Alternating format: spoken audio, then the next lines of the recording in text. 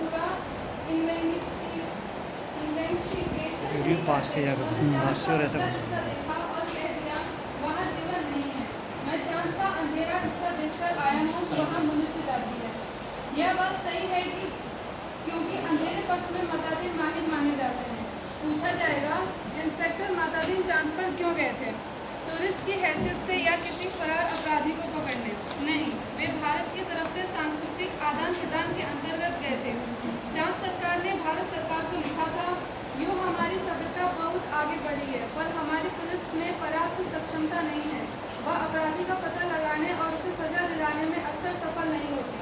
सुना है आपके यहाँ रामराज है, मेहरबानी करके किसी पुलिस अफसर को भेजें और हमारी पुलिस को शिक्षित करें। गृह मंत्री ने सचिव से कहा, किसी आईजी को भेज दो। सचिव ने कहा, नहीं सर, आईजी नहीं भेजा जा सकता, प्रोटोकॉल का सवाल है। चांद हमारा एक क्षुद्र उपग्रह है, आईजी के रैंक के आदमी को नहीं भेजेंगे, किसी सीनियर इंस्पेक्टर को भेज देता हूँ। तय किया गया कि हजारों मामलों में इन्वेस्टिगेट बनाने के क्रम में आज व्यंग्य सम्राट, हिंदी के प्रसिद्ध व्यंग्य सम्राट हरिशंकर परसाई जी की जयंती हम लोग मना रहे हैं। आज ही के दिन 22 अगस्त 1924 को होशंगाबाद मध्य प्रदेश में हरिशंकर परसाई ने जन्म लिया और 10 अगस्त 1995 में उनकी मृत्यु हुई जबलपुर जिले में। इनके बारे में जो उपलब्धि है हिंदी साहित्य में यह है कि व्यंग्य पहले की ओर माना जाता था कि केवल हंसी मजाक और तक ही सीमित था, लेकिन हरिशंकर परसाई जी ने व्यंग्य को एक विधा के तौर पर हिंदी गद्य में स्थापित किया। हम देखते हैं कि जो स्वातंत्रोत्तर भारत है, सन 47 के बाद का भारत, परसाई जी जो लेखन शुरू करते हैं वो 1947 से प्रारंभ करते हैं। और उस समय का जो भारत था, एक तो स्वतंत्र भारत था और दूसरा उस स्वतंत्र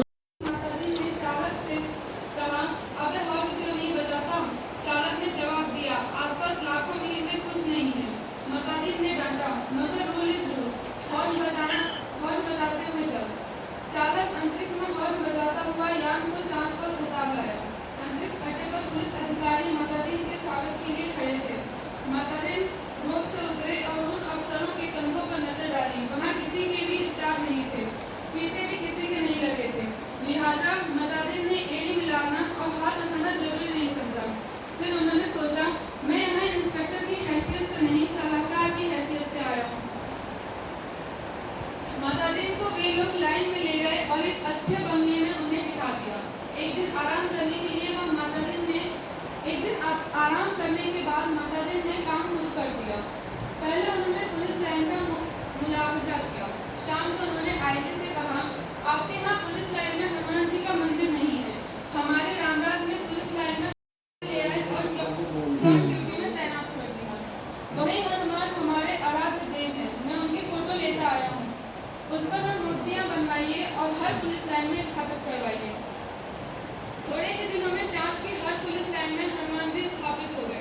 मतादीन जी उन कारणों का अध्ययन कर रहे थे जिनसे पुलिस लापरवाह और अलाल हो गई थी। वह अपराधों पर ध्यान नहीं देती, कोई कारण नहीं मिल रहा था। एकाएक उनकी बुद्धि में एक चमक आई। उन्होंने मुंशी से कहा, जरा तनख्वाह का रजिस्टर बताओ। तनख्वाह का रजिस्टर देखा तो सब समझ गए, कारण पकड़ में आ गया। शाम को उन्होंने पुलिस मंत्री से कहा, मैं समझ गया कि आपकी पुलिस मुस्तैद क्यों नहीं है। आप इतनी बड़ी तनख्वाहें देते हैं इसलिए। सिपाही को 500, थानेदार को 1000, ये क्या मजाक है? आखिर पुलिस अपराधी को क्यों पकड़ें? हमारे यहाँ सिपाही को 100 और इंस्पेक्टर को 200 देते हैं, तो भी 24 घंटे जुर्म की तलाश करते हैं। आप तनख्वाहें